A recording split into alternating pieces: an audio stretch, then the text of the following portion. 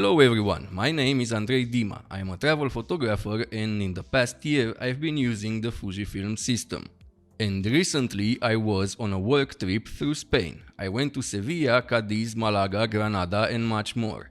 Before leaving, I thought I should get some interesting lenses with me to review in these beautiful locations. One of them is the Viltrox 23mm f1.4.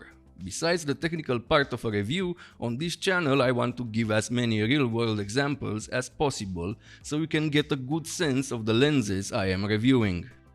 Since I've got the Fuji X-T4, I wanted to get the Viltrox 23mm f1.4. Because of its attractive price and fast aperture. I like fast aperture wide lenses and 23mm is a nice focal for everyday use and video.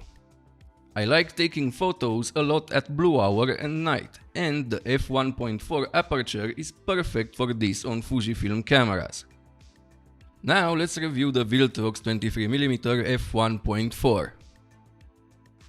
Build quality. The lens hood is made from metal and fits the lens perfectly, having a very satisfying click when mounted on the lens.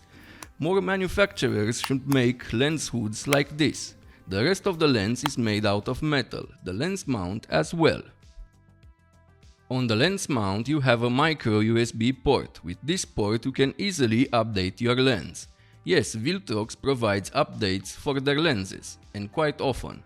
This review was made on version 1.1.2.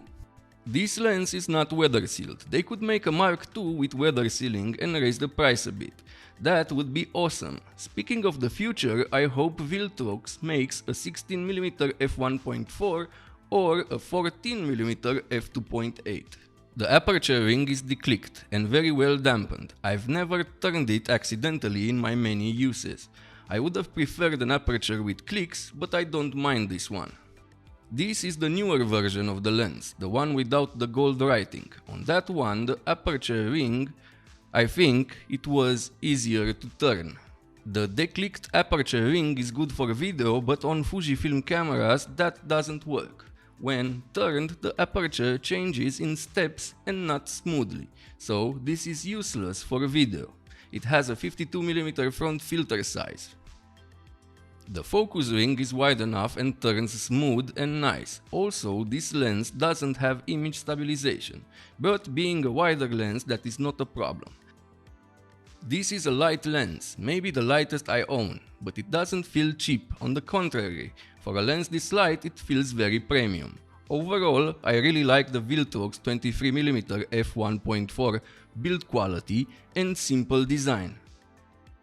Now let's talk about the image quality. I was afraid that at this price point the lens was going to be a weak performer, but I was wrong.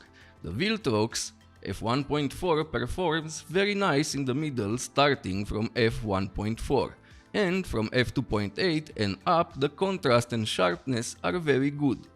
At f1.4 you get some heavy vignetting, but this is fixable in post. Again, stopping it down to f2.8, the vignette is barely visible. The other problem are the corners. They are soft at f1.4. Stopping down to f2 and f4 improves this, and at f5.6 the corners have good contrast and sharpness.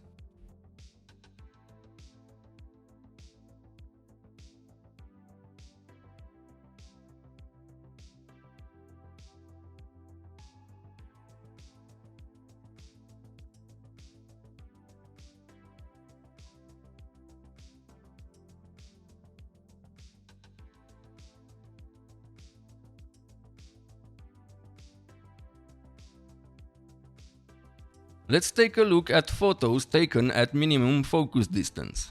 You can also see the bokeh here. It looks nice at f1.4. After that, the bokeh looks a bit weird, in my opinion. The minimum focus distance is 30 cm. That is decent, but doesn't make this lens a semi-macro lens. This is good for close-up portraits, and being an f1.4 you get some nice bokeh. The bokeh looks good when you don't have a crowded background. Let's zoom in and take a closer look, and then we'll look at some portrait photos.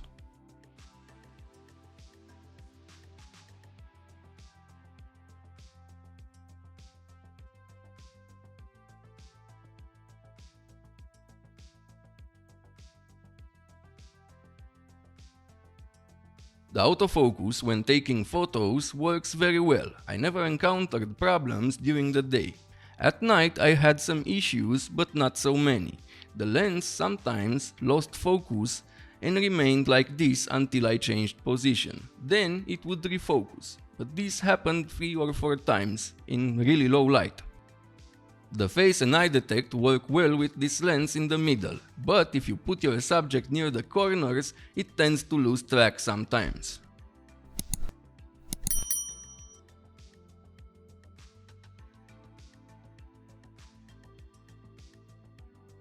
It is also good for video when you need that extra stop of light. The purple fringing is a bit distracting sometimes, but for the price I am okay with that. And you encounter it only at f1.4. You need faster glass to get noise-free low-light footage, or if you want to shoot at higher frame rates, which needs you to raise your shutter speed. With this lens, you can do that.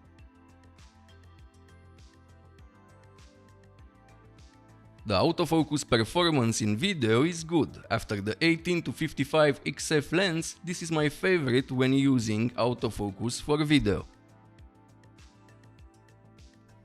Depending on your autofocus settings, the lens focuses very smooth.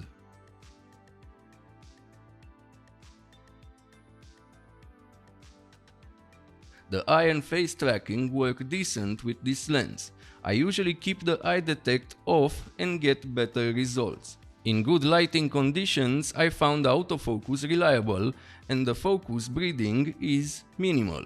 During the night, it sometimes hunts. But if you set your point on a high contrast part of the scene, you should be okay. This lens pairs very well with the Fujifilm X-T4 because it has image stabilization. You can also stabilize the footage in post. Being a wide lens, you get minimal shake. I really like this lens. For the price, it is fantastic. Great build quality with good image starting from f1.4 and great starting from f2.8. If you don't know what lens to buy first for your Fujifilm camera, even if you have the money to buy the more expensive Fuji lens, I would still recommend this. Viltrox did a great job with this lens and I hope in the future they will make even better lenses. Thank you for watching. If this video was helpful, please like and subscribe. This helps me grow my channel and make more videos for you to watch. If you like this lens, check out the links in the description. And if you want to support me even more, check out my presets pack. See you next time.